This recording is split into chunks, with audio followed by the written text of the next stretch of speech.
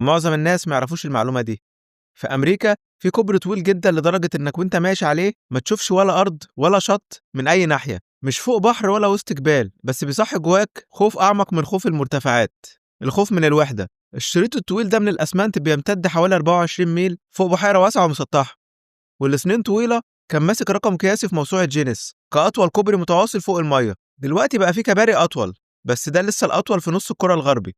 الكوبري طويل جدًا لدرجة إن الGPS ساعات بيبوظ وأنت ماشي في نُصّه، والسواقين بيضيع منهم الإحساس بالاتجاه والخوف من حاجات غريبة. عاملين مناطق طوارئ على الطريق وفي دوريات جاهزة تساعد الناس اللي بتتوتر. في ناس أصلًا بترفض تعدّيه لوحدها، وفي اللي بيغمض عينه ويسيب غيره يسوق، وفي ناس بيقفوا في النُص من كتر الرعب، حاسين إن هم مش هيوصلوا للنهاية أبدًا.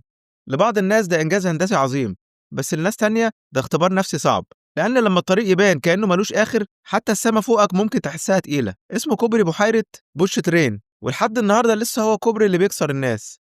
لو كنت مكانهم وسايق على كوبري طويل زي ده، ولا شايف شط ولا مبنى ولا حتى طيارة في السما، هل كنت هتكمل للآخر والّا هتطلب من حد يسوق مكانك؟ مستني رأيك في الكومنتات.